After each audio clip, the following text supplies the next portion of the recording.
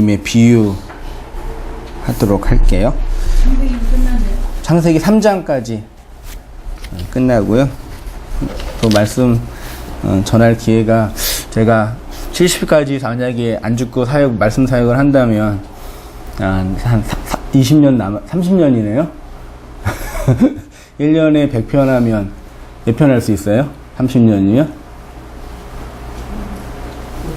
1년에 100편이면 10년이면 1000편이죠. 그렇죠? 30년이면 3000편. 어우. 안에는 이제 또 들어가겠죠. 똑같은 거 가지는 않겠죠. 그래서 오늘부터요.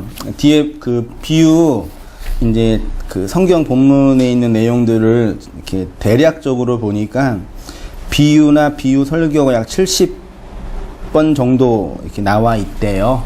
그러니까 설교를 한 또 1년 이상은 또 가지 않을까 생각이 들어요. 그래서 같이 쭉 한번 말씀 들으면서 내용을 할게요. 마태복음 13장 11절부터 13절까지 같이 한 목소리 한번 읽어보시겠습니다. 시작. 대답하여 이르시되 천국의 비밀을 아는 것이 너희에게는 허락되었으나 그들에게는 아니 되었나니 무릇 있는 자는 받아 넉넉하게 되되 없는 자는 그 있는 것도 빼앗기리라. 그러므로 내가 그들에게 비유로 말하는 것은 그들이 보아도 보지 못하며 들어도 듣지 못하며 깨닫지 못함이니라. 예수님의 비유 설교 첫 번째로요. 비유의 말씀과 성경 해석의 원리라는 제목과 주제로 오늘은 이제 말씀 나누고요. 금요일 날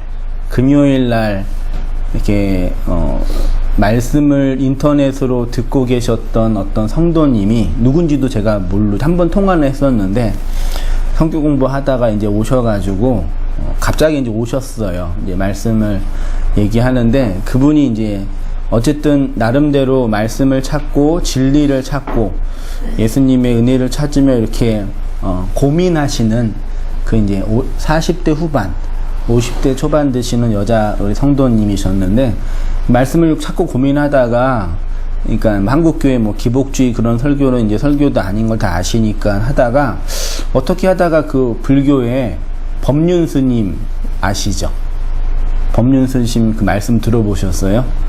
그 설법도 잘하시고 그 불교 경전 강의도 잘하시고 인생의 그런 어려운 문제 직문직설인가 하여튼 그것도 하면서 얘기하는데 그분 얘기를 하면서 그분이 그 진리에 대해서 말하는 거랑 안성희 목사가 말하는 거랑 비슷한 데가 있다 그런 얘기를 하셨는데 그 법률 스님이 그런 얘기를 그런 간증을 해요. 그분이 이제 30년 전에 온통 전국에 있는 사찰이 다 기복주의로 물들여 가지고 절에 가서 이제 불교도들이 향 피우고 제사 지내서 복만을 구했대요. 이거는 진정한 불교가 아니다. 그래가지고 그 이제 불교는 원래 그런 거 아니에요? 원래 불교도 그거 아니에요. 원래 우리나라 불교 다 타락했어요. 그렇게 해가지고 이제 이거는 진짜 그 불교의 경전 연구가 아니다. 그래가지고 부목사로 그러니까 스님이 있죠. 주지 스님 아래 부목사처럼 이제 가서 이제 오시는 불자들한테 이거는 기복주의 불교다. 이거는 진짜 불교가 아니고 진짜 불교는 부처님의 말씀을 잘 이렇게 배워서 깨달아서 득도의 은혜를 받아야 된다. 막 그렇게 했대요.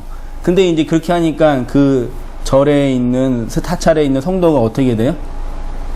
성도가 여기 줄어드는 거예요. 줄어들으니까 담임 목사 주지 스님이 야 이러면 안 되겠다. 너 이렇게 하지 말라 그래가지고 이제 쫓겨나서 이제 혼자 나와서 정토회라는 이제 그 불교 경전을 이제 그 포교하는 그런 걸 세워서 열심히 말씀 사역, 불경전 사역을 하고 있다. 그 얘기를 이제 책에서 쓴 거를 이제 누가 저한테 보내줘서 목사님이랑 비슷하다고 그렇게 얘기를 하셨어요. 근데 그분이 그런 얘기를 해요. 이렇게 기복주의로 복을 구하는 향을 피우고 그 스님에게 그 중에게 그 뭐 봤죠? 그 시주가 아니라 점도 보고 그런 건 기복주의라는 얘기죠. 진짜 참된 불교는 그 부처님의 그 말씀의 내용들을 잘 깨닫고 그 내용이 뭔지를 알아서 우리가 이 중생의 삶 속에서 그 해탈의 은혜를 이제 누려야 된다. 이런 식의 얘기를 이제 해요. 근데 그걸 이제 들으면서 하물며 불교도 저렇게 해서 그 말씀을 그 진리라고 생각하는 그거를 이 고해의 바다 속에서 고통받고 있는 중생들에게 중생들을 살리겠다고 그런 복음은 아니죠. 그런 내용들을 전한다고 하는데 하물며 참된 구원 종교라고 하는 기독교가 이 모양이구나라는 생각이 들어서 제가 이렇게 말씀 사역하고 있는 그런 과정들을 보면서 다시 좀 생각해 보게 됐어요. 그래서 우리 성도님들도 뭐 기복주의, 신비주의, 율법주의 다 경험했는데 이 복음과 진리를 나누는 교회나 공동체는 뭘 해야 되냐면 뭘 해야 돼요?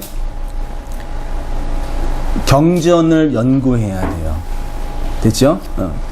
구약 성경 전서 창세기부터 계시록까지 경전의 그 권수는 66권인데 그 중에 가장 중요한 경전의 내용이라고 할 수 있는 것은 뭐니 해도 예수님의 말씀인 거죠. 그래서 말씀 들으시면서 우리 성도님들도 예수님이 어떤 말씀을 하시느냐, 내 행복이 뭐고 지금 내 인생의 고민이 뭐고 앞으로 살아갈 일을 어떻게 도움받냐, 그게 아니라 그 주님, 그 하나님의 그 말씀, 예수님의 그 말씀이 뭐길래 내가 이 세상에 이렇게 살아야 되냐, 그런 관점으로 이렇게 말씀을 이렇게 대하셨으면 좋겠어요. 이제 그 기복주의가 문제가 있고 율법주의가 문제가 있다라는 건 한 1년 6개월 가까이 들으셨으니까 뭐가 틀린지는 아시잖아요. 근데 온땅교회 그 노원에 있는 공릉동에 있는 성도님들도 이제 아셔요. 기복주의가 문제가 있고 율법주의가 문제가 있고 그런 종교적 광신이나 종교의식에 매달려 있는 건 정말 복음과 진리가 아닌 걸 아셔요. 근데 이제 문제는 그 진짜 복음의 내용을 담고 있는 그 예수님의 그 말씀의 내용이 내 마음에 있지 않아요. 말하자면 나라는 존재가 이렇게 있고 우리 성도님 개별자가 있고 나는 어떻게 살고 있냐면 나를 규정하는 다양한 삶의 방식이 있죠. 예.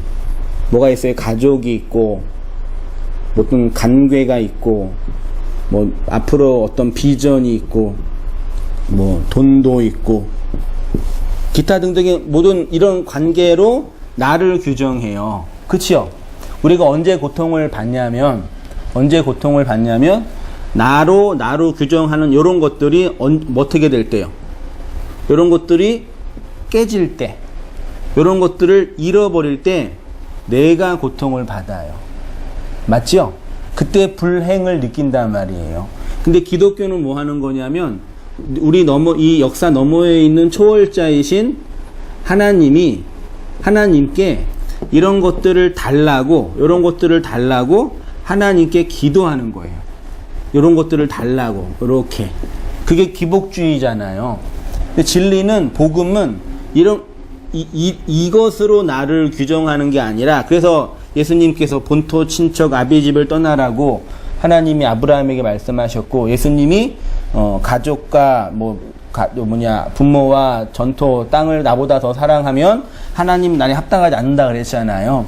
어떤 관점으로 들으셔야 되냐면 나를 이런 것들로 규정하지 않고 나를 진짜 나로 살게 하는 그 진리의 내용이 있을 거 아니에요.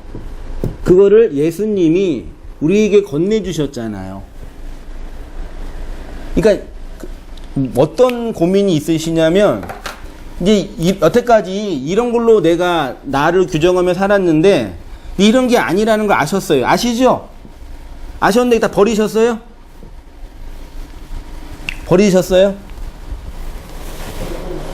버렸다는 얘기는 뭐예요, 그러면? 돈을 나로 규정하는 그 가치로 생각 안 하고 버렸어요. 그럼 버렸다는 얘기는 뭐예요? 모든 재산 다 헌금하는 거예요? 그런 거 아니죠. 그러면 여전히 돈 갖고 있으면 안 버리는 거예요? 그러니까 버렸다 안 버렸다를 이렇게 내가 그걸 가지고 있다, 추구한다, 그걸 사랑한다, 그 욕심이 있다, 그런 관점으로 이해하지 마세요. 버리셨어요, 안 버리셨어요? 근데 어떤 착각을 하시냐면요. 자신들이 이걸 다 버렸다고 생각하세요. 근데 어떤 게 있냐면 여태까지 나는 이걸로 나의 행복을 추구하며 살았는데 그걸 아니라고 하니까 이제 아닌 걸 알았어. 근데 그러면 나의 행복으로 추구하게 하는 그 진리의 내용은 어디에 있어요? 말씀에 있잖아요. 근데 의외로 성도님들이요, 경전에 대해서, 말씀에 대해서 사모함이 없어요. 저는 그게 되게 의아해요. 진리, 말씀, 이것이 내가 살 길이라는 걸 이제 들었으니까 아시잖아요. 근데 이거에 대한 사모함이, 그게 어떤 상태에 빠지냐면, 요것도 아니라 그러지. 그럼 나를 규정할 수 있는 건 아무것도 없지. 그러면 요거를 끌어당겨야 되는데 요거는 끌어당기지 못하지. 그래 어떻게 해요? 불안하고 걱정해요. 그래서 마음속에 항상 한승희 목사가 맞아? 저 사람이 이상한 거 아니야? 그런 반신반의가 항상 있다고요. 여전히. 네. 그러니까 이거를 버린다라는 얘기는 이거를 뭐 돈을 다 바치고 뭐 가족을 다 버려서 나 혼자 그냥 출가해서 어디 그게 아니라 나로 규정하는 그 말씀을, 그 진리의 내용을 나로 세우는 방식을 세워야 돼요. 그것이 이 말씀이 나한테 들어오는 관계가 이 안에 뭐가 있어야 되냐면 해석이 있어야 된다고요. 말씀을 그 나의 내용, 내 역사의 내용으로 깨닫게 하는 내용. 그래서 제가 열심히 애를 써서 뭐예요? 말씀을 강론하잖아요. 말씀을 해석하고. 그게 설교예요. 설교는 오늘날 사람들이 생각하는 설교는 그냥 좋은 말씀, 교훈되는 말씀 하는 거. 그래서 부모님이 자식한테 막 잔소리하면 설교 그만하라고 그런 얘기도 하잖아요. 그런 이유로 하는데 그게 아니라요. 그 진리로 기록된 성경의 내용, 경전의 내용의 진의를 해석해서 내 역사의 진리의 양식으로 받는 게 이 작업이라니까요. 기복주의는 이런 말씀의 내용에 관심은 있죠. 근데 왜 관심이 있어요? 이 말씀으로 내가 원하는 것들을 이룰 수 있다고 하니까. 그게 기복주의예요. 이걸로 내가 원하는 게 있다고 하니까. 어떤 의도인지 아시겠죠? 그래서 그런 의미에서 예수님의 비유 말씀은 되게 재미있고 유익하고 신비로워요. 이게 하나님이 나한테, 주님이 나에게 준 그 내용이구나. 그것들을 헤아리면 이 역사 안에서 이 세상에 있는 것들로 하나님이 허락하신 율법으로 나를 규정하지 않고 그 진리의 내용으로 살아갈 수 있을 것이라 그렇게 생각이 드니까요. 힘이 있으신 대로, 기회가 있는 대로, 우리 인생은 기회라 그러거든요. 이렇게 말씀을 들을 수 있는 시간이 영원히 있으실 것 같아요? 네? 아니에요. 이게 말씀 들을 수 있는 그런 기회가 흔치 않아요. 기회를 잘 선용하셔서, 바울이 에베소서에서 세월을 아끼라, 때가 악하니라 그랬죠? 그 세월을 아끼라는 단어가요, 기회를 선용하라는 뜻이에요. 이 진리와 복음의 내용을 깨닫고 예수의 그 생명을 담을 수 있는 그 기회가 주어진 거예요. 아무에게도 안 주어진다니까요. 그걸 잘 선용하셔야 돼요. 그렇게 한번 이해하시면서 인내심과 그 마음을 가지고 그 예수님의 말씀을 듣고 읽고 들으면서 이 내용이었냐고 이렇게 깨닫고 복음의 은혜를 누려서 생명으로 살아가셨으면 좋겠어요. 13장 11절을 보시면 조금 이해가 안 되는 내용이죠. 분명히 예수님께서는 천국의 비밀을 아는 것이 너희에게는 뭐예요? 허락이 되었지만 그들에게는 허락이 되지 않았다. 그랬죠? 그럼 천국의 비밀을 알려면 뭐가 있어야 돼요? 허락이 있어야 돼요. 내가 알고자 노력을 한다고 해도 하나님의 허락이 주어지지 않으면 몰라요.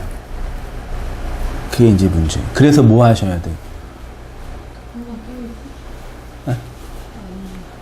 하나님의 허락이 필요하니까 하나님의 허락이 주어져야지만 진리를 알 수 있다고 하니 우리는 뭐 해야 돼?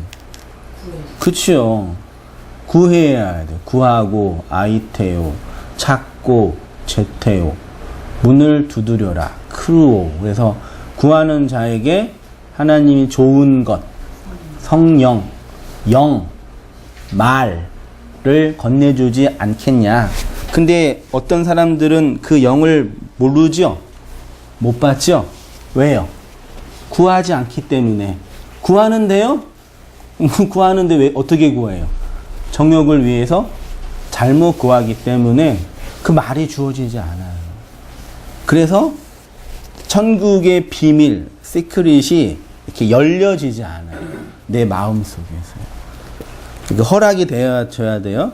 12절에 보시면 무릇 있는 자는 받아 넉넉하게 되되, 이게 있는 자는 받아 넉넉하게 되되가요, 그 천국의 비밀을 받아서 천국의 비밀을 잘 활용한다. 그런 의미가 있고요. 없는 자는 그 있는 것도 빼앗기리라. 있는 게 없는 자에게 있는 게 뭐예요? 없는 자에게 있는 거. 이거. 없는 자에게 있는 건 천국의 비밀을 들을 수 있는 기회예요. 그렇죠? 그 기회도 빼앗기는 거예요. 점점 빼앗기는 거예요. 그래서 들으라는 얘기야. 그러므로 내가 그들에게 비유로 말하는 것은, 왜 비유로 말씀하신대요? 그들이 보아도 보지 못하고 들어도 듣지 못하며 깨닫지. 무슨 뜻이지? 이해되셔요? 주님께서 구약의 말씀을 인용하셔서 왜 비유로 말씀하시냐면, 어떤 사람들은 이 비유의 말씀을 보지 못하고 듣지 못하고 깨닫지 못하게 하려고 비유로 하신대. 그러니까 주님이 모든 사람에게 이 비유의 말씀이 이해되어지고 깨닫게 되어지기를 원하는 게 아니라 어떤 사람에게만 들려지도록 하는 목표가 있다라는 얘기예요. 자, 볼게요. 그러면요, 진도 나가면서요, 한번 찬찬히 해보도록 할게요. 예수와 기독교 있지요. 오늘부터 복음서에 흩어져 있는 예수님의 비유를 중심으로 강론하도록 하겠습니다. 오늘은 서론적으로 비유와 성경 해석에 대해서 생각해 보도록 할게요. 기독교는 예수가 그리스도인 것을 믿는 종교입니다. 예수 그리스도가 기독교의 시작이고 모든 것이라고 할 수 있습니다. 세계의 종교는 예수님을 어떻게 이해하고 받아들이고 해석하고 있느냐에 따라서 나누어져요. 우리는 경전이 있는 종교를 뭐라고 하냐면, 뭐라고 해요? 경전을 가지고 있는 종교를 고등 종교라고 하고요. 경전이 없는 종교를 이제 종교학에서 분류하기는 하등 종교, 그렇게 이제 표현을 해요. 각 종교마다 경전이 있는데 제가 모든 경전을 다 보지 못했어요. 기독교 경전도 지금 겨우겨우 보고 있는데 불교 경전이나 기타 다른 종교의 경전도 볼 필요가 있다고 늘 생각은 들어요. 근데 대충 전반적인 상황을 좀 보고 책을 보면 각 경전이 말하고 있는 핵심 주제가 뭐겠어요? 성경 66권이 말하고 있는 핵심 주제. 한마디로 말하면, 예수님이 경전을 한마디로 정리했어요. 뭐예요? 하나님을 사랑하고 이웃을 사랑하라. 이게 성경이 가지고 있는 핵심이에요. 그러면 불교 경전이나 기타 다른 종교의 경전도 뭘 얘기하겠어요? 그렇죠. 자신들이 믿고 있는 그 신에 대한 믿음, 사랑을 얘기하고, 그다음 이 땅에서 다른 사람들한테 좋은 사람이 되라. 두 가지 얘기예요. 결론은 그거예요. 신앙이 좋은, 그 종교가 믿는 교리를 잘 믿는 좋은 사람이 되고, 그 다음에 다른 사람한테 그런 종교의 도리를 잘 전할 수 있는 착한 사람이 되라. 그 두 가지예요. 결론은 똑같다니까요. 그럼 이제 뭐가 문제예요? 보세요. 그런데 각 종교가 가지고 있는 경전의 내용은 그 내용만 보면 거의 비슷합니다. 예를 들어서 개신교, 가톨릭, 유대교는 모두 동일한 무슨 성경 가지고 있어요? 구약 성경은 똑같아요. 이 종교들은요. 그런데 이들이 믿고 있는, 해석하고 있는 하나님은 각각 달라요. 저의 질문은 이거예요. 자, 최소한 이 세 종교는 동일한 구약 성경, 구약 경전을 가지고 있는데 왜 하나님과 그들의 믿음의 행위는 다를까요? 성경 본문, 경전의 본문은 똑같는데 왜 다른 신을 믿고 있을까요? 왜? 그렇죠, 집사님? 그렇죠. 제가 답을 다 떠드렸죠? 본문은 똑같아요. 근데 요거를 어떻게 해석하느냐에 따라서 천차만별이 돼요. 그래서 본문도 중요해요. 본문 해석도 본문도 중요한데 이걸 어떻게 해석하냐, 무엇으로 해석하냐, 어떤 관점으로 해석하냐에 따라서 하나님의 본질이 다른다고요.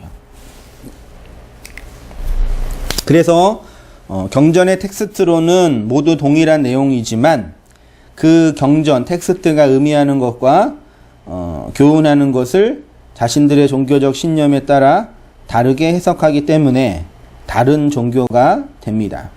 그러니까 중요한 것은요, 객관적인 성경 본문이 아니라 그 본문을 어떻게 해석하고 받아들이느냐에 따라 결정되는 거죠. 예를 들어서 이 세 종교는 모두 예수님을 인정하지요.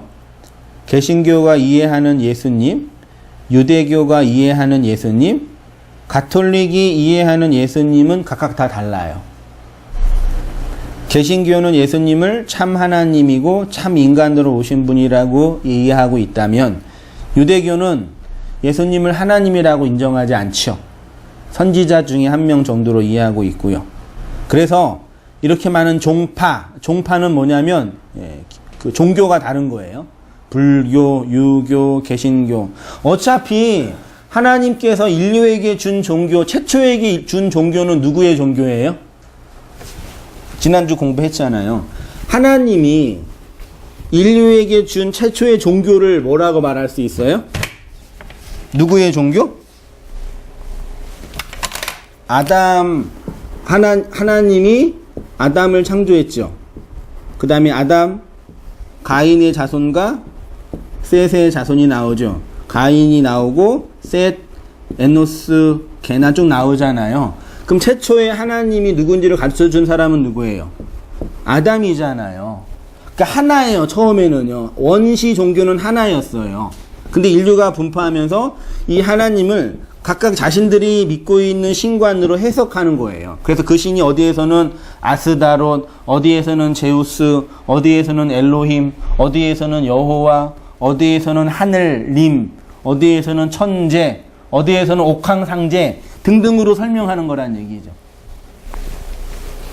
그래서 이제 이런 의미에서 근본적으로 다른 거를 종파라고 하고요. 전 세계의 종교가 수만 가지잖아요.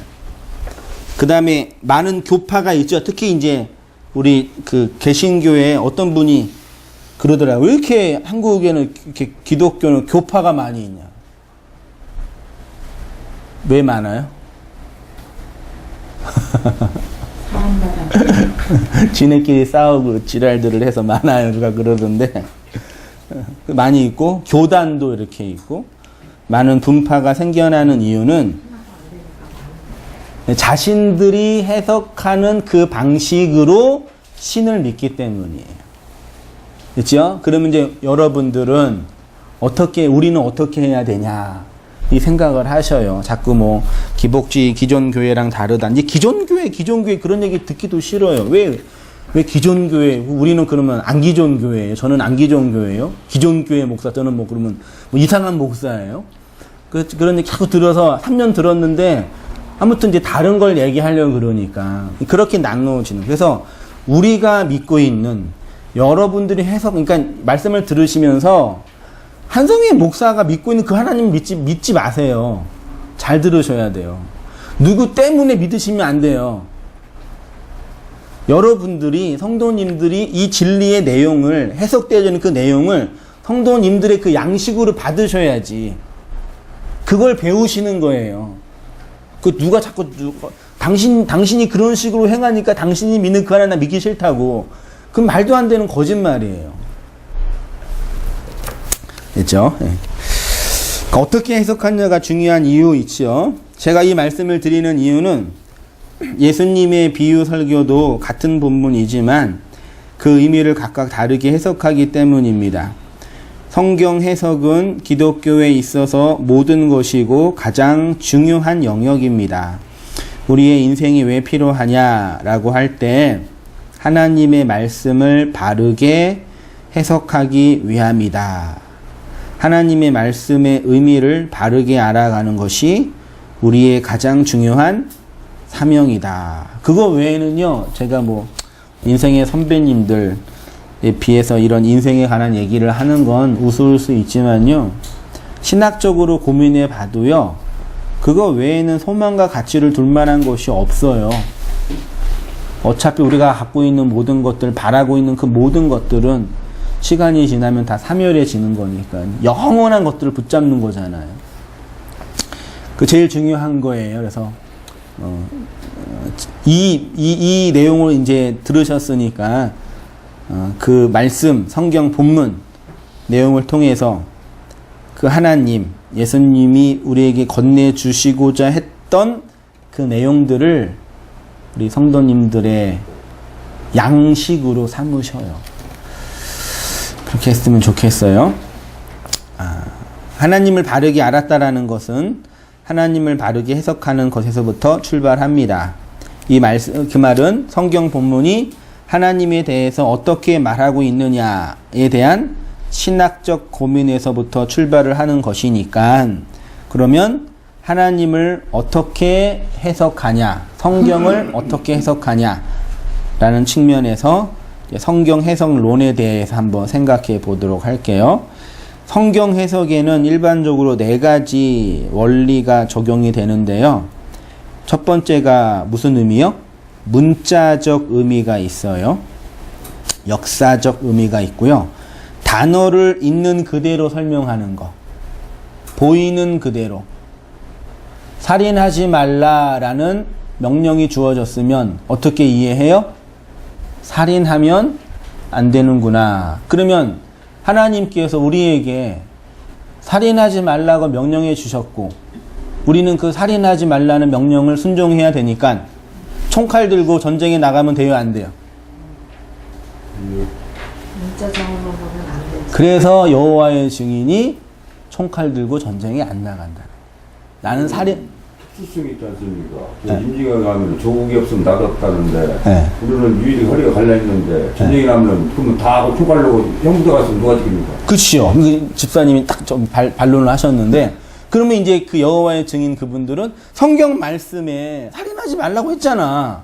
그러면 우리는 나라의 법을 지켜야 돼요? 하늘의 법을 지켜야 돼? 그분들 주장으로. 그 골 때리는 거예요. 그러니까요. 그건 주장이 없는 거. 그러니까 조국이 없으면 나라는 없다는 게, 여가 없으면 여가족이 왜 있습니까요? 네. 그러니까 문자적으로 지키면 그런 폐해가 일어나요. 됐죠? 문자적으로 지키는 건 틀렸다. 됐죠? 두 번째, 교훈적 의미가 있어요. 살인하지 말라라는 명령이 주어졌는데 문자적으로 지키는 것이 아니라면, 그러면 교훈적으로 지키자. 그럼 어떻게 해요? 살인하지 말라의 좋은 교훈이 있나요? 살인하는 이유는 마음속에 분노가 있기 때문이다. 그럼 우리가 어떻게 살아야 돼요?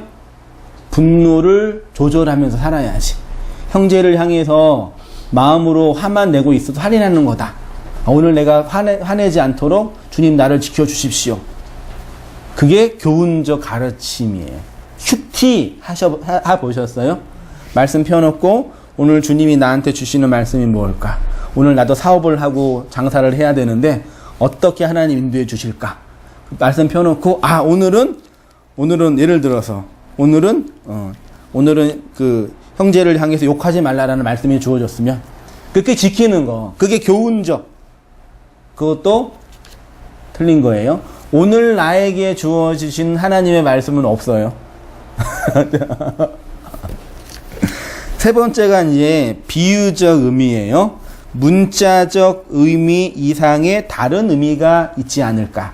살인하지 말라라는 그 말씀은 단순히 사람을 죽이지 말라는 것인가? 아니면 다른 사람에게 화내지 말라는 얘기인가? 그게 아니다. 그럼 뭐가 있을 거다.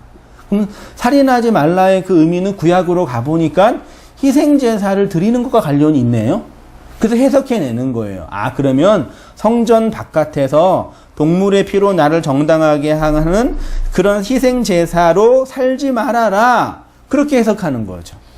됐죠? 그 다음에 영적인 의미라고 있는데 이 본문이 어떤 초월적인 어떤 내용이 있다. 그렇게 이제 해석하는 거예요. 예루살렘이 의미하는 거, 예를 들어 사중적 의미의 방법으로 예루살렘을 해석해 본다면 문자적 의미로는 팔레스타인에 있는 도시, 교훈적 의미로는 율법을 가르치는 곳, 풍류적 의미, 알레고리컬, 비유적 의미로는 옛성전, 교회, 그 다음에 영적 의미로는 하늘의 도성. 그러니까 문자는 같은데요, 다 다르다는 얘기죠. 그럼 우리가 누굴 믿고 있어요? 예수님을 하나님으로 믿고, 그래서 기독교를 하나님교라고 안 하고 예수교라고 해요. 그리스도교라고 한다니까요. 그러면 예수 그리스도를 이 텍스트가 있죠, 본문이. 요거를 문자적으로 볼 때는 뭐예요? 4대 성인 중에 한 명, 이 세상에서 좋은 일을 하기 위해서 오신 훌륭하신 분. 문자적으로 볼 때는 맞잖아요. 그럼 교훈적으로 볼 때는 예수님이 인류를 위해서 헌신했으니 나도 예수님처럼 다른 사람을 위해서 착하게 살자. 그게 테레사 수녀님이고 슈바이처예요. 그렇게 사신 분들이. 그 다음에 비유적 의미, 예수님이 담고 있는 내용이 뭐지? 그거 나로 죽은 그 하나님이신가? 그렇게 해석해 가는 거란 말이죠. 제 말씀이 무슨 말씀인지 아시죠? 근데 그러면 이제 성도님들은 저한테 이제 질문하죠. 그럼 성경을 그렇게 해석하는 게 뭐가 그렇게 중요합니까? 왜 그렇게 해야 됩니까? 왜 이렇게 해야 돼요, 권사님? 굳이 뭐 그렇게 할 필요 있냐고, 힘들게. 다른 교회 다 이렇게 하고 있는데, 다른 교회 다 이렇게 잘 믿고 잘 살고 있는데, 왜 그렇게 독특하게 하시냐고, 당신만. 그 성경의 진리를 전파하는 거에 하나의 성경 보수로서 의무가 청구하니까. 네. 이게 정당하게 이게 자꾸 이 세상적으로 하면 이렇게 사람이 이 순복음 같은 경우는 이렇게 해야만 복을 간다고 강요성이 있지만은 이거 다 잘못된 강요 아니냐고 그러게요. 네. 그러니까 올바르게 하는 것은 목사로서 사명감과 책무라고 저는 생각합니다. 네, 감사합니다. 할렐루야, 맞습니다. 그러니까 그 내용이 갖고 있는 진의를 바르게 증거해서, 아니 하나님이잖아요. 인생을 살다가 돈을 잃어버리면은 많이 잃어버린 거예요? 조금 잃어버린 거예요? 조금요. 돈은 조금 잃어버린다면서, 돈도 중요하지만 건강을 잃어버리시면 다 잃어버린 거죠. 그렇죠? 그러면 신앙, 하나님을 잃어버린 건 그거에 대해서 모르죠. 그건 모든 걸 잃어버린 거예요. 그거 생각하지 않아요. 그것은 이제 우리 예수님 믿는 사람에서 하는 거지. 그 불교 신자들한테 하는 것은 되지도 않는 거거든요. 그러니까 우리가 믿고 있는 신간 측면에서는 생각해 보세요. 돈, 건강은 이 땅에서의 삶까지만 필요한 거잖아요. 근데 신앙, 하나님은 죽음 너머의 저 세상, 초월, 저 피 안의 세계가 관련되어 있는 건데 그것도 잃어버리는 거라니까요. 그래서 거짓 선지자들 뭐라 그래요? 도둑놈이라 그래요. 노력하는 일이라 그러는 거. 그들이 뭘 뺏어가요? 돈 뺏어가요. 돈 뺏어가고 건강 뺏어가는 거는 솔직히 우리가 과거에 헌금 내고 돈 내서 뭐 하는 거는 그거에서 누가 유익을 얻었어요? 우리가 유익 얻었잖아요. 그것 때문에 희망도 생기고, 그 다음에 염려도 없어지고.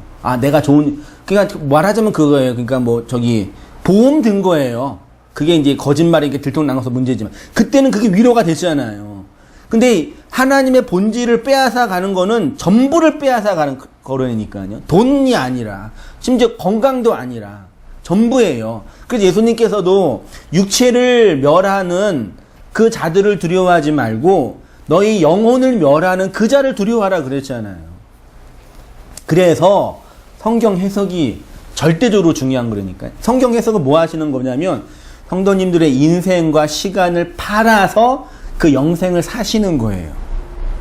돈을 내서 복 받는 게 아니라요.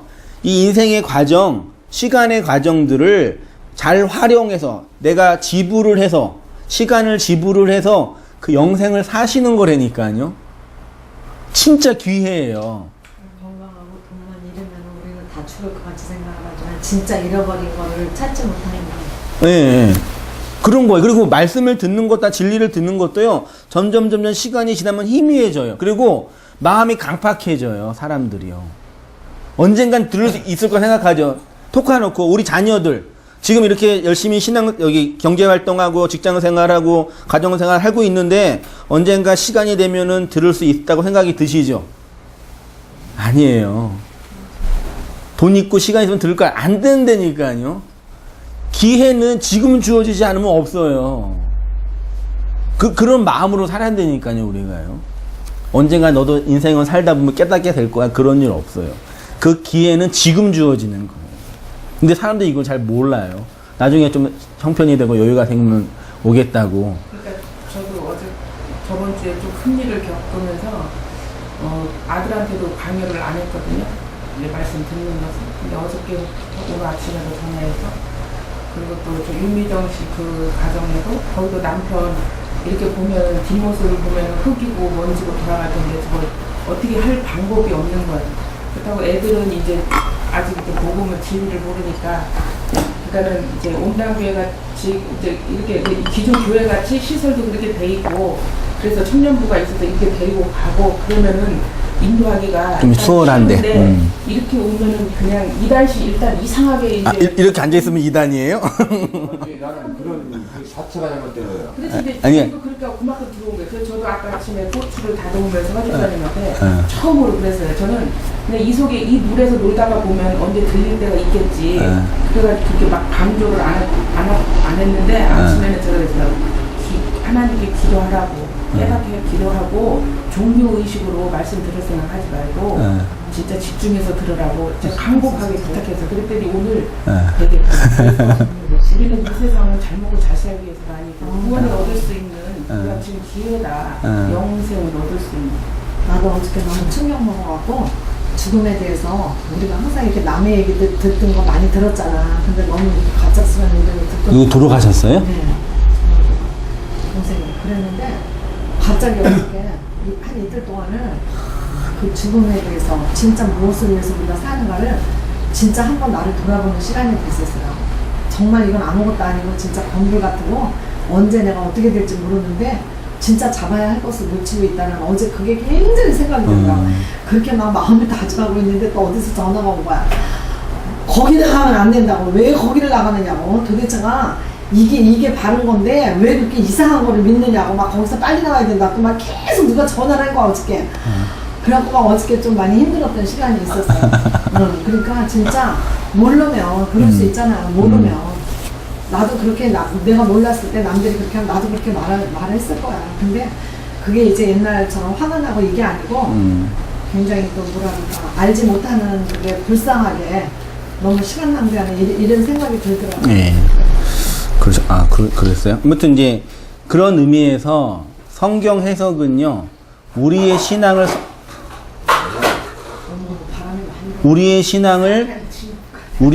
성장하게 하는 거예요. 그래서 그 인간이 태어나면 어린 아이에서 뭐가 돼요? 어린 아이에서 어른이 되죠. 이게 율법에서 진리가 된다는 얘기예요. 그럼 어떻게 어른이 되냐? 양식을 먹어야죠. 그쵸? 양식을. 그걸 진리라고 할게요. 그거를 성경 해석이라고 하고요. 그렇게 하지 성장을 한다니까. 그 성장하지 않는 이유는 해석되어진 말씀이 없기 때문이에요. 목사라는 타이틀을 가지고 열심히 기도하세요. 치성을 드리세요. 애를 쓰세요. 막 하면 이 세상에서 삶의 힘과 에너지는 생겨요. 위로가 돼요. 근데 양식이 아니니까 어린 나이에서 어른 성장이 되지 않아요. 이번 주에도 우리 성도님들, 공릉동 성도님 어머님이 이제 하다가 그럼 잠깐 말씀을 나눌 수 있는 기회가 돼가지고 권사님이신데 그럼 내가 그동안 한 건 다 뭐냐고. 그동안 기도하고 헌금 드리고 했던 건 뭐냐. 그 옛날에 우리 어르신들이 새벽에 정한수 떼어놓고 했던 그런 기도시라고. 그걸 인정하셔요. 그러니까 미치겠대요. 죽겠대요. 그러니까. 근데 지금이라도 깨달은 걸 죽였게 해가지고 미치겠고 죽겠다는 거 있지 않습니까? 가정이 아니 과거에 집착한 사람은 있잖아요. 네. 현재하고 미래가 없다는 거지. 네, 근데 지금이라도 진짜 깨달아서 할렐루야 감사합니다 생각이 안 그런 감사도 있는데 감사가 없진 않는데 한편으로는 힘든 거지. 한편으로 이게 지금 큰일 난 거예요. 그럼 세계로 들어왔으니까. 막 그동안 내가 전도했던 사람 어떻게 되는 거냐. 막 전도를 열심히 하셨대요. 많이 교회 데리고 오셨대요. 너무 교회 잘 정착하셨대요. 그러니까 그분들 어떻게 하냐고. 지금은 전도도 못 하신대요. 그래서요. 그런 거예요. 그러면서 양식으로 해석을 해야 된다는 얘기예요. 그래서 제가 그래도 어떻게든 열심히 이렇게 말씀을 하나하나 해석해 가는 거거든요. 그렇게 이해하시면 되고요. 그러면 잠깐 조금 공부하는 마음으로요. 교회의 역사 속에서 왜 한승현 목사 같은 이상한 목사가 나올 수밖에 없냐? 왜 어떤 사람들에게는 이상한 집단처럼 보이는 이런 교회가 나올 수밖에 없냐? 제가 역사로 잠깐만 설명을 할게요. 더 깊이 공부할 수 있지만 초대교회 예수님이 승천하시고 생겨난 초대교회에 성경을 해석하는 학파가 두 개가 있거든요. 초대교회 성경 해석은 알렉산드리아 지역에서 번성했던 교회의 학파와 안디옥 지역에서 번성했던 교회의 학파가 나누어져요. 알렉산드리아 지역에서 이렇게 번성했던 교회에서의 전통적인 해석 방법은 제가 두껍게 했죠. 알레고리 있죠. 보이세요? 알레고리? 알레고리가 한글로 하면 비유예요. 예수님의 설교는 예수님의 가르침 중에 3분의 1이 알레고리 비유예요. 그래서 초대교회 자체가 성경을 알레고리로 해석을 했고 예수님도 3분의 1 정도는 알레고리로 가르치셨어요. 자, 천국은 겨자씨다. 이게 뭐예요? 예수님이 천국은 겨자씨야 그랬어요. 그럼 그거 듣는 사람은 어떻게 생각해? 겨자씨? 천국은 고추야. 그럼 뭐예요? 고추. 말려야 되는 건가? 빨간색이란 얘기인가? 그런 생각이 드시죠? 그렇게 초대교회 알레고리로 해석했던 학파가 알렉산드리아고 있고요. 그 다음에 여기와 신학적으로 논쟁했던 학파가 안디옥 학파래. 여기는 문자적, 문법적, 역사적으로 해석하는 거예요. 의미가 좀 달라요. 초대교회는 그랬어요. 중세교회는 성경 해석. 중세교회는 성경 해석이 있어요? 없어요? 없었어요. 중세교회는 성경 읽지도 말라 그래서 성도들한테. 성경 읽지 말고 교회가 집례하는 미사에 참석을 하라 그랬어요. 그리고 어떻게 구원받아? 고행을 행함으로, 고해성사를 함으로, 착한 일을 함으로 그렇게 구원받는다 그런 거예요. 그리고 심지어는 면죄부를 사가지고 이 종이를 사면은 너의 죄가 용서받고 지옥에 떨어져 있는, 연옥에 떨어져 있는 너희들의 부모가 구원받을 수 있으니 면죄부를 사. 한번 솔직히 생각해 보세요. 한승현 목사 설교, 이 원고, 제가 인생 전체를 통해서 준비하고 해석하고 기록하는 이 설교 원고 얼마예요? 임경자님? 얼마쯤 가치가 있어요? 얼마쯤 하면 좋겠어요? 가격을. 근데 이거를, 자, 이 한승현 목사의 이 설교, 하늘을 잇는 이 설교, 단돈씩 100만 원에 팔겠습니다. 이거 잘 듣고 집에 보관하시면 여러분 구원받을 수 있어요. 여러분의 자녀까지 구원받을 수 있어요. 할렐루야. 그리고 저를 추정하는 성도님 이걸 100만 원 주고 사서 갔어요. 그러면 만약에 그런 일이 여기에서 벌어지고 있으면 이 집단은 어떤 집단이 돼요? 완전 또라이 미친 집단이 되잖아요. 그 일이 500년 전에 가톨릭에서 했었어요. 종이 하나 사가지고 이거 면죄부 100만 원. 그리고 팔아먹었다니까요. 그리고 팔아먹고 유럽에 그렇게 멋있는 성전이 있죠. 베드로 성당. 그러고 그 돈으로 지은 거예요. 그 돈으로 그 지은 거라니까요. 그 민중의 피와 땀을 뺏어가지고. 근데 그거를 인류의 문화의 위대한 그거라고 우리가 문화유산이라 그러잖아요. 그렇게 사기쳐서 만든 건데. 저기하고 똑같은 그거 뭐지 그거 뭐 이렇게 절에 기아 있고 만들어서 비계 밑에다 놓고 사서 갖다 놓으면 부적 갖다 놓으면 뭐 부적 이 똑같은 거예요. 그 경전을 갖고 있는 고등 종교가 해석을 안 하면 그렇게 돼요. 원래 스님은 이 세상은 공이다라는 걸 증거하는 사람이잖아요. 근데 이 세상에 어떻게 하면 행복할 수 있냐라고 교인들한테, 불교도들한테 점을 쳐줘, 스님이. 말이 돼요, 이게?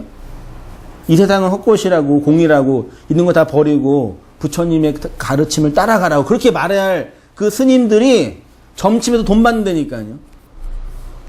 목사가 안수기도 해주고 돈 받는 건 무슨 차이가 있는 거예요? 자식 잘 되라고, 문제 해결하라고, 안수기도 해주고. 얼세. 말이 되냐? 근데 이게 너무 자연스럽다니까, 이 세상이요. 그리고 이렇게 말하는 저 같은 목사를 이상한 목사라고 취급하고. 우리 나면서 그거를 배워왔고 봐왔고. 그러니까 그거 제발 가서 그거 아니라고 얘기해 주세요. 저 대신이요. 속 터져 죽겠어요, 저는. 그런 거 아니라고 얘기해 주세요. 그러니까 문제는 뭐냐면요. 사는 게 무서운 거예요. 두려운 거예요. 아플 게 두렵고, 돈 없는 게 두렵고, 있는 사람을 지키려고 두렵고. 그게 무서운 거예요. 그 뭐가 무서우세요? 무서운 거 그걸 사탄이 사용해 먹는다는 얘기죠. 세상 사람들이 말할 때. 그 진리가 내 안에 들어오면 무서운 게 사라져요. 그래서 이순신 장군이 딴 얘기도 죄송한데 명량해전에서 전쟁을 준비하면서 그런 고민을 하잖아요. 이 두려움을 용기로 바꿀 수 있다면. 멋있지 않아요? 이제 득도의 경지에 올라가신 분이에요. 그 적군이든 아군이든 다 공포와 두려움이 있단 말이에요. 이 공포와 두려움을 전쟁을 이길 수 있는 용기로 바꾸면 승리하는 거예요. 우리 인생도 마찬가지라니까요. 인생에서 모든 사람은 다 공포와 두려움 속에 살아요. 그치요? 근데 그거를 그 진리로 말미암는 용기로 바꾸면 안식하게 되는 거라니까요. 욥이 그랬어요. 다 잃어버리고 나서 공포와 두려움이 진리로 회복이 된 거예요. 그게 구원받는 거라니까요.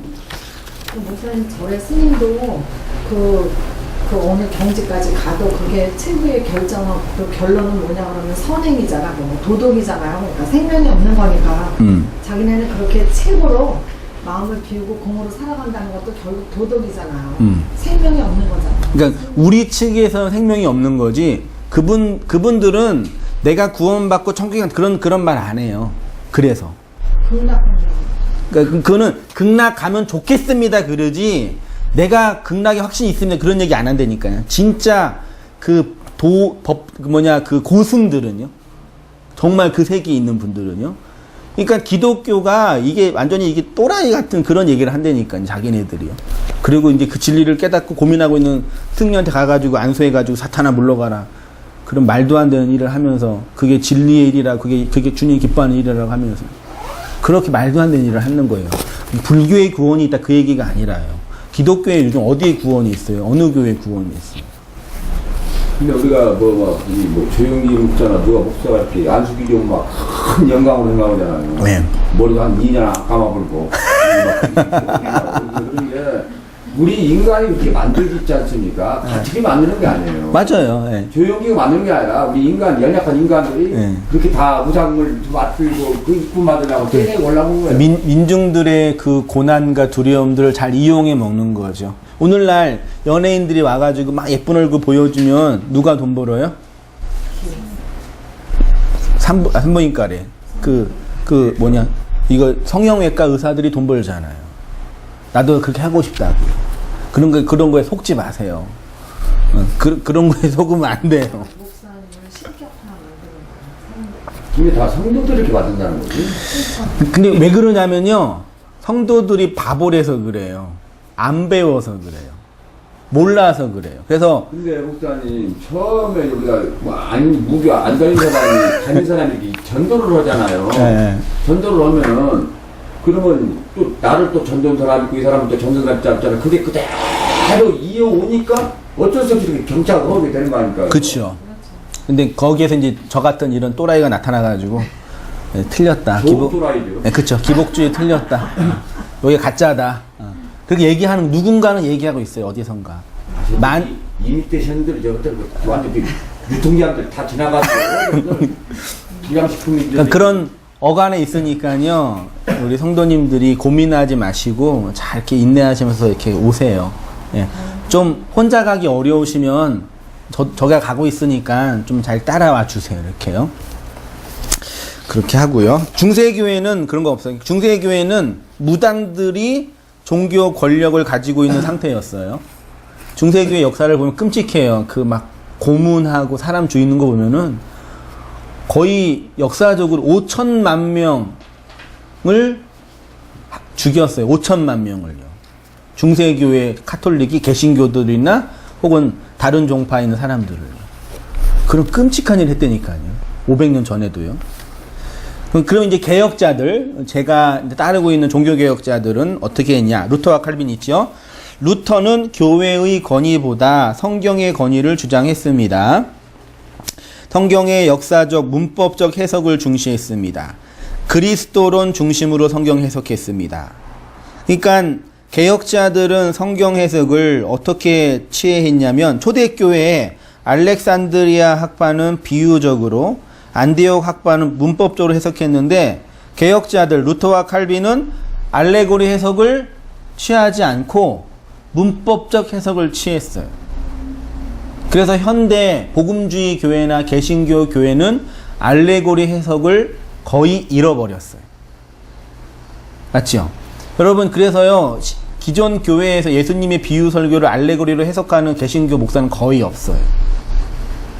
요즘에 이제 저 같은 뭐 김종근 목사님이나 김농선 목사님이나 뭐 그 토부 에클레시아인가 기타 등등 조금씩 이렇게 교회가 세워지고 있는 그런 데서 이런 알레고리를 조금씩 이렇게 펼치고 있지, 일반 교회에서는 알레고리 해석을 하나도 안 해요. 그래서 알레고리를 안 하고 문법적으로 해버리니까 어떤 해석이 돼요? 성공과 번영과 자기 경영과 자기 개발서 해석해요. 여러분 한번 인간자 한번 비교해 보세요. 세상에서 김미경 강사 알지요? 여자. 그분 강의 되게 잘해요. 정말 이 땅에 필요한 그분 강의랑 조용기 목사 강의 설교랑 비교해 봐요. 똑같아요. 다른 큰 교회 목사님 설교 있잖아요. 인생의 어둠을 지날 때, 가정의 행복을 위하여, 성공하기, 그런 제목을 하는데 그 김미경 강사가 하는 내용은 똑같다니까요. 저는 그런 거 보면 끔찍해요, 진짜요. 누가 오리지널로 누가 이미테이션이에요? 교육이가 먼저 온 거예요, 이미. 그 김미경 씨는 이 세상의 인문학이나 세상의 성공 법칙을 이용한 거고, 조용기 목사는 성경을 이용해서 그 얘기를 하는 거예요. 더 나쁜 거죠. 둘 다 짜가네요. 이 세상에 필요해요. 이 세상에. 힘들 때, 어려울 때 위로가 필요해요. 그게 뭐 가짜라고 할 필요는 없어요. 구원과 상관이 없죠. 구원과 상관이 없어요. 이 세상에 필요한 거예요. 그거 나쁜 거 아니에요, 그러니까요. 근데 그걸 하나님이라고 생각하는 거에 거짓 선지자. 그게 거짓말이라고 하는 거예요. 그래서 그런 성경 해석에서 이제 한국교회 개신교 목사들이 그 문법적 기독론 중심의 성경 해석을 하면서 이제 인문주의적인 거, 이 땅에 필요한 이 얘기 한두 가지 하면서 진리를 얘기하지 않아요. 자, 그러면 결론, 배교의 길을 가고 있는 현대교회 있죠. 오늘날 현대교회의 성경 해석을 한번 생각해 보세요. 저는 한국 개신교가 정말 루터와 칼빈이 개혁한 그 정신을 따라 성경을 해석하고 있는지 의문입니다. 개신교를 개신교라고 부르기에 부끄러울 정도로 성경 해석은 뒷전이고 전부 이 땅에 복받기 위해 환장한 자들처럼 보입니다. 중세시대 카톨릭이 행하였던 그런 종교적 광신을 고스란히 개신교가 하고 있죠. 목사에게 축복권과 저주권이 있다고 진짜 말도 안 되는 짓 얘기를 하면서 안수 받으려고 금연료관 받자 그러고 소득에 11조 안 하면은 사업 망한다 그러고. 저는 근데 몰랐어요. 진짜 성도님들이 헌금을 그렇게 열심히 내주셨던 이유가 이거 안 하면은 하나님이 뭐라고 하실 것 같다는 그런 두려움 때문에 내셨다고 하는 얘기를 들었어요. 전에서. 그러면 안 돼요. 헌금 내면 더 손해세요. 더 손해에 헌금 내면요. 예? 그 왜 내냐면 우리의 인생이 내 사업이 우리의 삶이 이 세상에 있는 돈과 이걸로 행복할 수 없다라는 그 고백인 거예요. 이해되시죠? 나는 이걸로 살 수 있는 존재가 아니다. 이거는 하나님이 나한테 맡겨준 이 세상의 가치다. 그런 믿음으로 고백으로 하는 거고, 더 나아가서 이 헌금과 이 재정을 통해서 말씀 사역이 진행된다. 그 나의 작은 헌신과 수고를 통해서 미력하지만 온땅 교회랑 말씀 사역과 이 사역을 함께 한다. 그런 일로 하시는 거예요. 아시죠? 이거 안 내면 하나님이 뭐 하고 뭐 보험금처럼 내고. 저는 그 얘기 들었다니까 진짜요. 그래서 나중에 와가지고 내가 그동안 그래 1년 동안 열심히 냈는데 왜 나는 거들떠 보지도 않으시냐고. 제가 뭘 거들떠 안 보아요. 열심히 말씀 사역하고 있는데요. 그러니까 힘들고 어려울 때 좀 와서 저기 위로도 해주고 좀 했는데 내가 그거 받으려고 그동안 좀 돈 이렇게 보험금 냈는데 왜 안 내냐. 그래서 저는 깜짝 놀랐다니까. 이게 지금 성도님들 이게 지금 말씀을 듣고 있지 않구나 자각했어요 제가요. 그렇게 내시면 안 돼요. 그래서 이런 설교를 하니까 저희 집사는 개척 초기에 그럼 어떤 분이 헌금을 내겠냐고 그러는데 그렇게 해서 교회를 일고 가야죠. 그렇게 해요. 그렇게 해서 더 열심히 하시던데요. 애쓰시고. 그거예요. 뭐 전도, 자기개발, 자기경영, 가게에 흐르는 저주. 가게에 흐르는 저주 끊으셨어요? 인경자매 끊었어요? 각 집안에요. 각각 흐르는 저주가 다 있어요. 진짜 있어요. 예수 이름으로 맨날 끊으셨어요? 끊어줘서 지금 여기 왔어요. 기도하고 헌금 내서 그거 끊어야 된다고 만수 받으라고 기도하라고 그러고. 그럼 한 번 하고 많은 게 아니라 맨날 해 맨날. 언제 끊어지나 몰라. 맨날 새로운 게 생기고 맨날 새로운 게 생기고 저주가 항상 새로운 게 생기셨어요? 맨날 하잖아.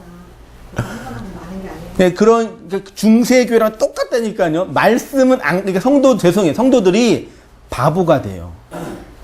말씀을 안 가르치니까요. 성도들이 바보가 된다니까. 그래서 목사들이 성도를 가르치면 나중에 자기 대적한다고. 안 가르쳐.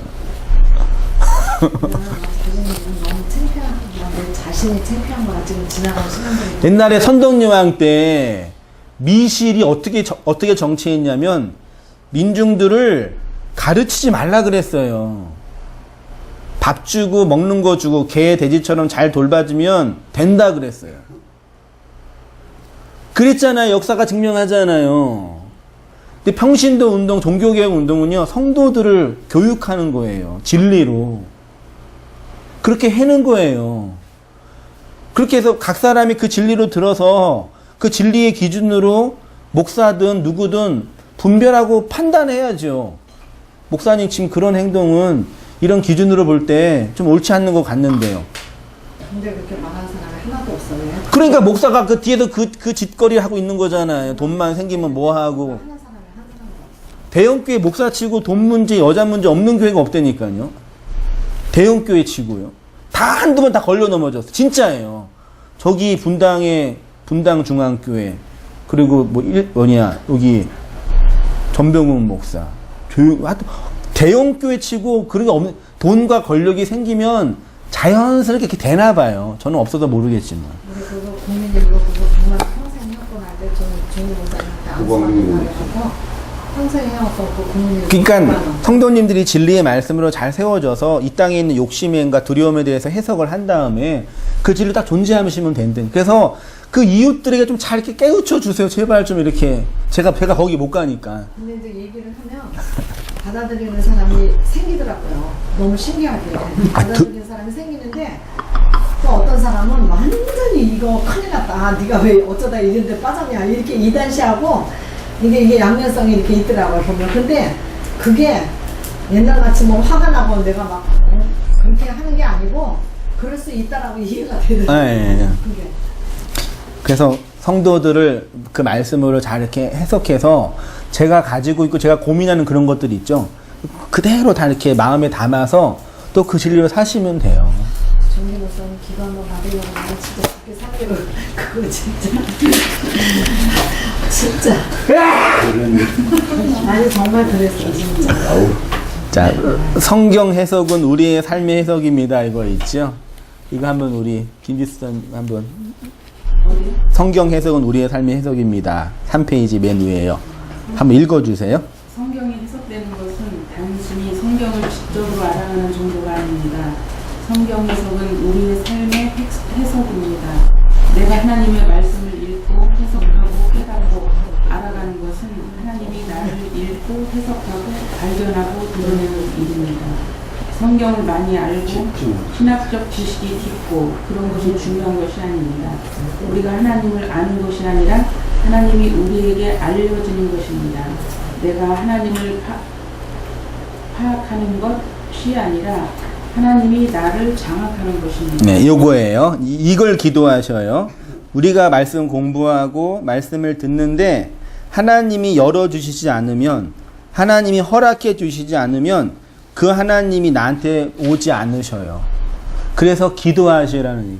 그때 우리가 죽어요. 그때 구하면요, 그때 내가 죽는다니까요. 인간의 자존심이 뭔지 아세요? 내가 치성은 드려도 무릎은 안 꿇겠다예요. 이게 악이라니까요. 얼마나 고약한데요. 내가 치성을 드리고 돈을 바쳐도 당신한테 무릎은 꿇지 않겠다예요. 누가 진짜 하나님께 무릎을 꿇어요? 하나님이 복 안 주시면 당장 버릴 인간들인데. 그 진리를 달라고 무릎 꿇고 구하고 찾으세요. 그러면 내 인생이 다 이게 무너진다니까요. 그 하나님께 나가 다 무너져요. 그게 내가 하나님의 말씀으로 성장해 가는 거예요. 성숙해 가는 거예요. 이것이 기독교의 본질이고 핵심입니다. 그것이 하나님과 내가 하나가 되는 것이고 그리스도와 연합하는 것이고 하나님에게로 내 전 존재가 함몰되는 것입니다.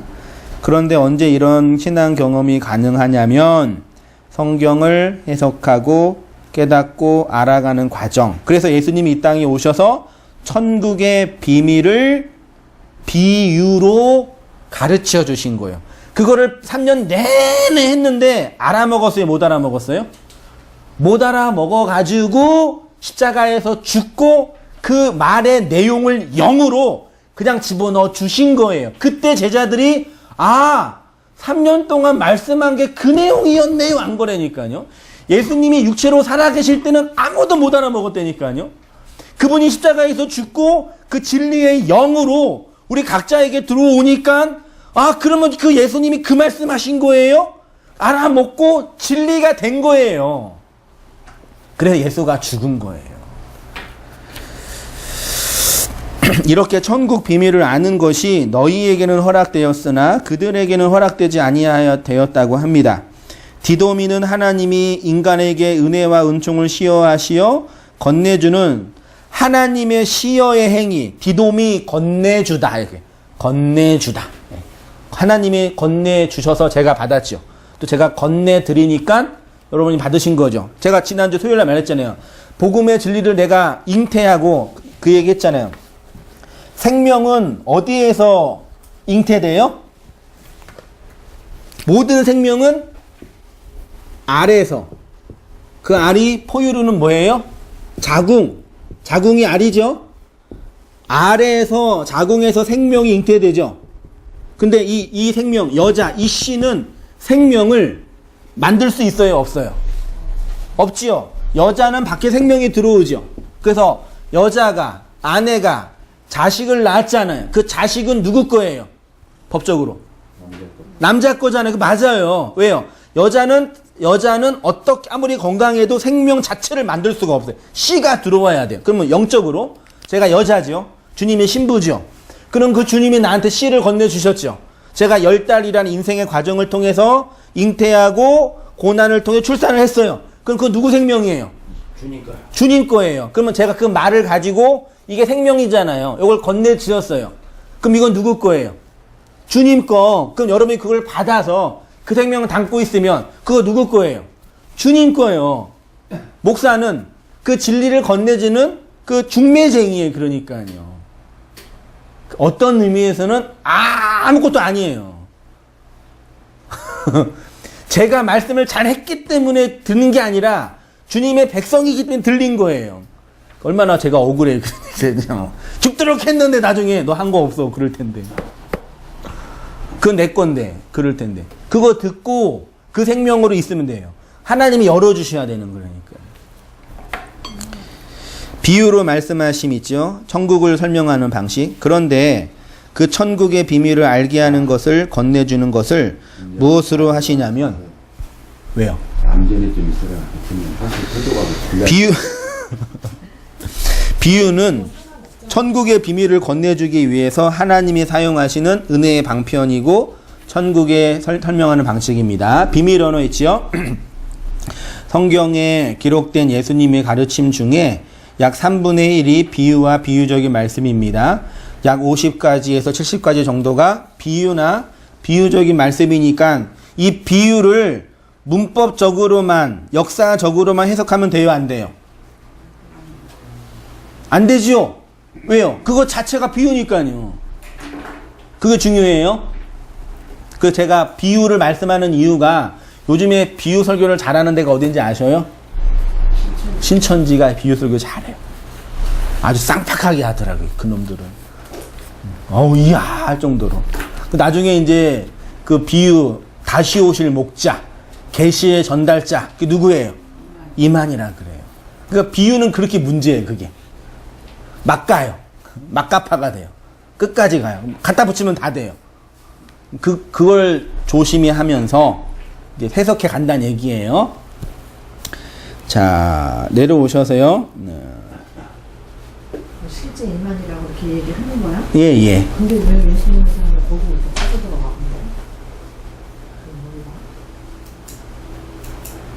비유적인 가르침은 상징적인 도움을 받아 예증하고 설득하는 데 사용된 수사법입니다. 추상적인 개념 보이시죠? 추상적인 개념, 천국, 영생, 하나님 나라, 구원. 그래서 있는 건지 없는 건지 잡혀지지 않잖아요. 그런 추상적인 개념을 현실에서 사용하는 용어로 해석하는 거. 그래서 다양한 의미가 있죠. 이것이 비유적 가르침의 묘미입니다.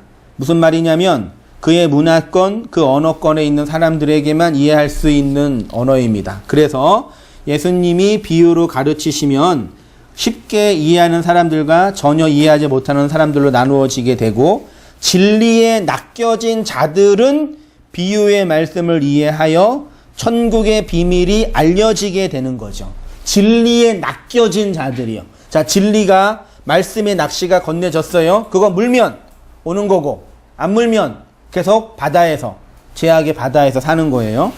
예수님이 비유로 진리를 가르치신 이유는 무엇이라고 하냐면 예수님이 전하는 천국 복음을 모든 사람이 다 이해하고 알아듣게 하기 위해서 비유로 가르치신 것이 아니에요. 어떤 사람들에게만 알려지게 하려고 비유로 가르치신 거예요. 모든 사람이 다 듣는 건 거짓말이에요. 그러니까 우리 아까 권사님 말씀하신 것처럼 누군가는 대적한다. 그게 진리예요. 요한복음 6장 60절 있죠? 같이 한번 한 목소리 읽어 보시겠습니다. 시작. 제자 중 여럿이 듣고 말하되 이 말씀은 어렵도다. 누가 들을 수 있느냐 하는데 그때부터 그의 제자 중에서 많은 사람이 떠나가고 다시 그와 함께 다니지 아니하더라. 예수께서 12 제자에게 이르시되 너희도 가려느냐? 시몬 베드로가 대답하되 주여 영생의 말씀이 주께 있사오니 우리가 누구에게로 가오리까? 예수님 시대에도요. 예수님이 이적을 행하고 사람을 고쳐주니까 수만 명의 사람이 몰려들었거든요. 한번 생각해 보세요. 이거예요. 이적을 행하고 기적을 행하고 죽은 자를 살리는 막 사람이 몰려들었어요. 몰려든 사람한테 자 이제 여러분 저 보세요. 중요한 거는 이런 기적이 아니라요. 이 말씀이에요. 딱 하니까 다 떠나. 12명 딱 앞에 남은 거예요. 그래서 예수님이 상처받았겠죠.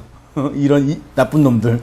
이적을 해갈 때는 다 오더니 말씀을 전하니까 다 도망가? 예수님이 그 제자들한테 너희들도 갈 거야 그러는 거야. 베드로가 뭐라 그래요? 영생의 말씀이 여기 있는데 어디 갑니까? 이거예요. 그 진리, 그 말씀을 알아먹는 자들만 듣는 거예요. 그러면 이제 우리는 무엇 때문에 우리도 이적과 기적 때문에 교회 온 거잖아요. 솔직히. 맞잖아요. 뭐 누가 아니에요. 예. 종교심 때문에 하나님 어떤 도움을 좀 얻고자. 심지어 천국에 가고자. 그것 때문에 온 거잖아요. 와서 온 건 잘한 거예요. 와서 이제 그 예수님이 자, 이제 진짜 진리는 이거야. 얘기해 주시는 거예요. 그 영생의 말씀이라니까요. 그러니까 저는 기존 교회도 필요하다. 필요하죠. 그래서 교회 운영을 하려면요. 진짜 예쁘게 짓고 그런 사회 사업이나 그런 것도 잘 해야 돼요. 그래서 이렇게 넓게 한 다음에 사람들 올 수 있게 해줘야 돼요. 올 수 있게 해서 자, 오세요. 다 해요. 온 다음에 다 앉혀놓고 왔는데 이제 중요한 건 이거에 얘기해 줘야 돼요. 근데 이런 경우는 이제 그런 장치가 좀 되게 멀지요. 그래서 좀 어렵죠. 그래서 성장하기가. 그런 부분에서. 그래서 교회라는 이 현실 교회는요, 그런 다양한 일 다 하는 게 맞아요. 뭐, 우리가 처음 교회 올 때, 저도 처음 교회 갈 때, 난 진리를 듣겠다. 그러고 가진 않았어요. 마음속에, 난 좀 한번 가고 싶다. 나도 한번 구원 받고 싶다. 난 어떻게, 그런 고민 때문에 갔어요. 근데 갔는데 아무도 그런 얘기 안 해줘. 제기라. 갔는데, 청년부 갔는데, 다 지네끼리 놀고, 지네끼리 사겨. 나는 그 진리를 찾고자 좀 인생의 고민 때문에 왔는데 아무도 얘기 안 해줘요. 그리고 그냥 CC 가서 말씀 듣다가 은혜 받은 거예요. 그러니까 그런 것도 있어야 돼요. 근데 그런 거는 시간이 있고 형편이 있고 그런 행정적인 거는 이렇게 필요하면 하면 돼요. 예, 전략적으로요. 그거 자체가 나쁘다. 필요 없다. 그럼 영명한 젊은 목사가 있는데 기도 한번 하면은 은혜가 임하더라. 그렇게 해서 전 홍보한 다음에 데리고 와서 진리는 이거라고 그렇게 하면 된다. 이거 말하자면요. 그렇게 해서 영생의 말씀을 잘 담고 이렇게 살아가시면 좋겠고요. 뒤에는요, 이제 집에 가셔서 그 찬찬히 앞으로 이게 설교 커리큘럼이에요. 이게 정확하게 이건 아니지만 천천히 벌써 놀래요? 천천히 제가 살아가는 과정 동안 천천히 할 테니까요. 오늘 다 이해 못했다고 너무 의기소침하지 마시고 말씀을 천천히 들으시면서 그 내용들을 이 커리큘럼 안에서 이제 복음서에 흩어져 있는 예수님의 그 말씀. 그 성도님 집에 가셔서 요거 보시면서 성경 보면 읽어보세요. 예수님의 비유 설교를 어떤 내용일까 고민도 해보시고 또 인터넷이나 이런데 저처럼 진리를 전하는 그런 목사님들 설교 있거든요. 또 들어보시고 또 참조도 해보시면서 이렇게 또 함께 만들어가면서 이렇게 잘 진리를 만들면요. 들을 분들은 듣고 올 분은 와요. 아시겠죠? 막 전도해야 된다. 막 교회가 막 그거 안 해도요. 들을 분들은 온다니까요. 아니 불교 그 스님도 그렇게 해서 불단을 성장시켰는데 그 진리가 있는 이 땅에 그 얘기를 해주는 거기도요. 예. 하니까요. 제가 더 말씀을 잘 전하고 고민하면 되니까요. 그렇게 하셔서 잘 가셨으면 좋겠어요. 기도할게요.